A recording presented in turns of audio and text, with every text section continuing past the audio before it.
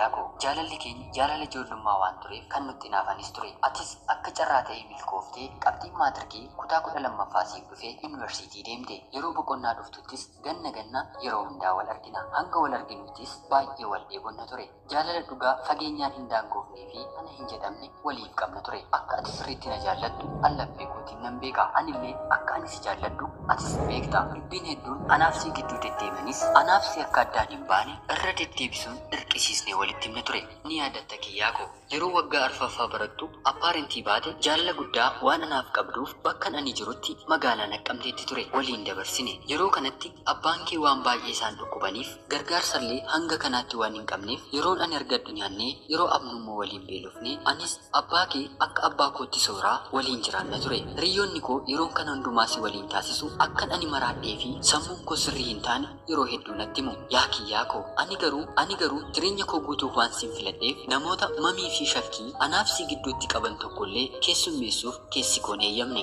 Hiriyoonni koo garuu mucaan kuni yeroo hojii qabatu akka si dagatuu fi garagalee si ilaalle natti himanii turani. Anaaf garuu jechi namaa kun waan hin fudhatamne ture. Ni yaadatta kiyyaako bara 2007 buufata konkolaataatti yogguun si gaggeessuuf deemu imimmaan guyyaa sanan boo'e akka ati narraa addaan baatee deemtu waan hin feeneef yogguun ani otoo nan amma waa tokko as kanatti of godhee hin hafta miti jedhee yogguu si gaafadhu ati immoo deebistee dhiisi jaalallee koo jireenya keenya fuulduraa sirreessuufan deema. Eebbi koos bara kana qofaa waan hafeef jireenyi keenya gaarii ni ta'a jettee guyyaa na sossobde sana ni yaadatta. Haaluma kanaanis jaalalli keenya itti fufee atis barattee dhuftee eebbifamtee deebite. Rabbiif galanni haa ta'u. Torbee tokko keessattis hojii argatte. Yogguu sana kutaa 12ffaa xumureen qabxiin darbiinsa maatirikii na jalaa hafee ture. Atis dhiisii kanaan booddee anis hojii waan hin qabadheef nan si barsiisa. Iddoo barbaaddetti deemtee barachuu ni dandeessa. Kanaan booddee wal bira teenyeeyyuu an si barsiisuu danda'a jettee abdiin jirre natti hortee turte. Haa ta'uutii abbaa kee waan baay'ee dhukkubuuf gargaarsa guddaa waan barbaadaniif akka ati isaan gargaartuu fi dhukkuba isaaniirraas akka dandamatanii jechaa akkanumallee maatii koo kanaan booddee rakkisu jedheen gara Bishooftuutti faabrikaa keessa hojjechuuf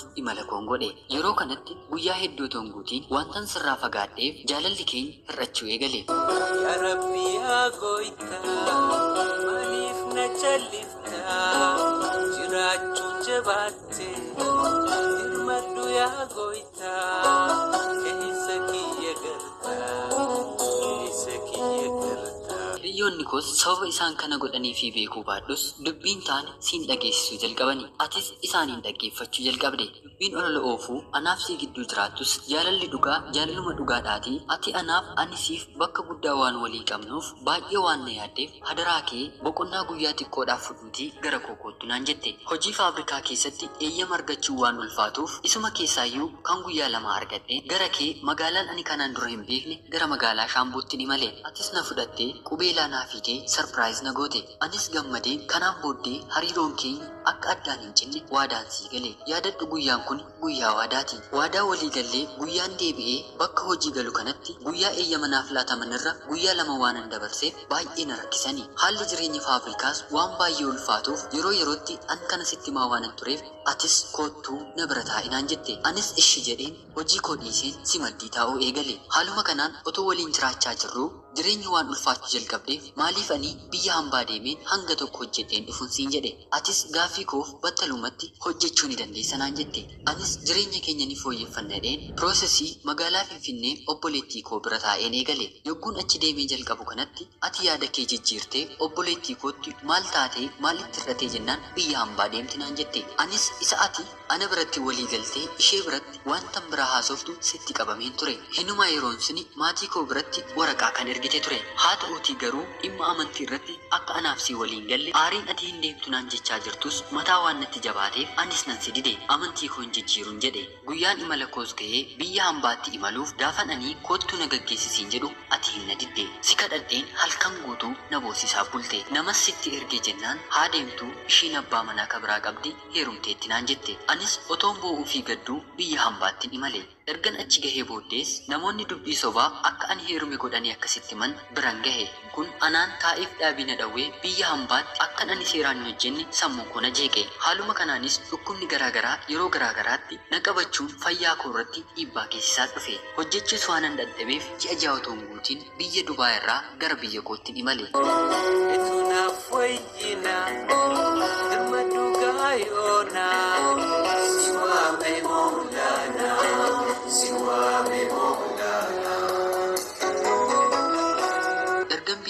dhufes bakka ati jirtu dhufeen dhiifama jilba keetti kufeen si gaafadhe. Dhiifamni ati guyyaa sana naaf goote sun jireenya koo kan jijjiire ture. Anis abdii lammaffaa jireenya koof nan horadhe. Haaluma kanaan ati bakka hojii kee ani obboleettii koo bira ji'a 10 magaalaa Finfinnee keessan taa'e. Yeroo kana hundumaatti guyya tokkoyyuu ati feetee naaf bilbiltee hin beektu. Baay'ees nan rakkadhe. Nama na gargaarus nan dhabe. Deebi'een biyya hambaatti imaluu barbaadus nama qarshii naaf liqeessu nan dhabe.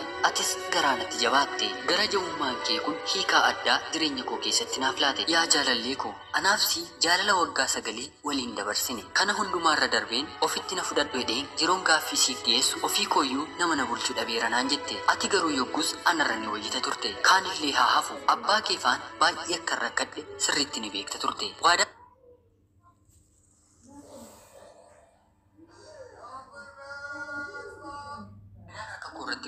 Waadaa salphaatti hidhamee salphaatti hiikamuun turre. Siif garuu sababii kee beekuu hin dandeenye. Anis abdiin qabu sirraa guutummaatti nan kutadhe. Namootarraas qarshii liqeeffadheen hojjedheen siniin deebiseedheen biyya Beeruutitti imala koo si'a lammaffaaf sababa keetti nan deeme. Achi gahees qarshii liqeeffadhe ji'a 2 keessatti nan deebise. Yeroo jaalala keessa turre wanti ati natti himtu dubartii hedduutti dhiyaachuu yaaleera. Dubartii hedduufis bilbileera. Garuu si qofaatu qaama koof uume jettee natti himte turte. Jechi kee kunis keessa kootiin badu. Yeroo hundumaa kanaanin si yaadadha. Ati garuu yeroo rakkina koo na dagatte.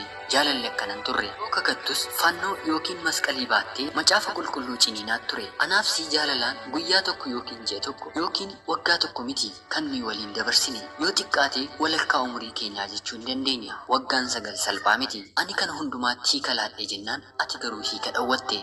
Haaluma kanaan utuu addaan baanee jirru obboleettii koo bira deemtee bilbila ani ittiin argamu ishee gaafatte. Isheenis siif laattee akka ati ana waliin haasa'uu barbaadduuf natti himte. Anis tole jedheen atis karaa abbaa kee sababa hedduu guurtee akkanatti araaramuuf fedha qabdu na gaafatte. Anis baay'ee waanan si jaalladhuu fi abbaa keef immoo kabaja guddaa waanan qabuuf dhuguma ni sirroofteedheen dhiifama siif godheen yeroo rakkina koo isa ati nagattee deemte dagadheen si waliin hiriyyummaa jaalalaa kaleessaa waliin eegalle. Anis kanaan dura bilbila waan hin bitanneef bilbila bitadheen yeroo hundaa waliif bilbiluu fi haasa'uu jalqabne. Utuma kanaan taanee jirru si'ii fi maatii koo gargaaruun eegale. Guyyaa ta'e ani waldaa yookiin charchii keenyaaf qarshii gargaarsaa ergee jennaan ati hin ta'uu maaliif ergitanaan jette. Anis yogguu sana sooma keessa waanan tureef yeroo soomaa hojiin biyya kana keessatti waan baay'atuuf boqonnaallee waan hin qabneef guyyaa 3 akkasii waliin haasa'uu hin dandeenye sitti hime. Guyyaa 3 booddees yogguun siif barreessu ati natti korte. Ifaaf ifattis kanaan booddee sin barbaadu naan jette.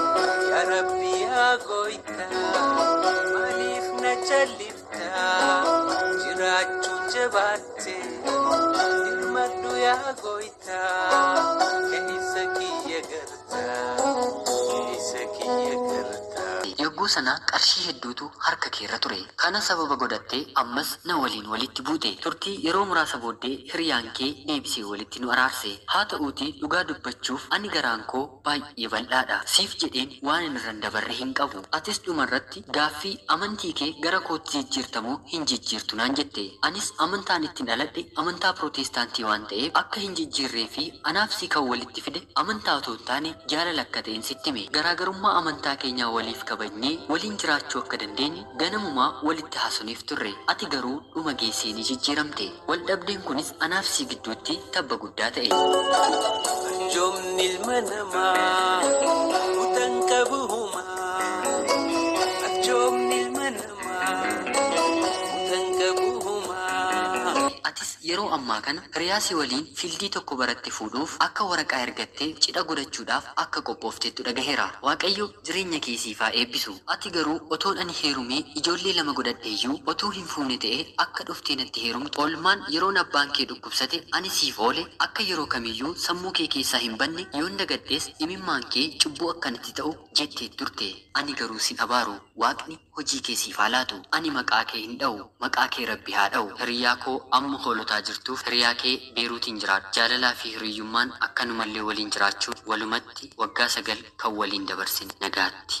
Harki malee gartaa yoo feete arjoomtaa gariin ifa abdataa.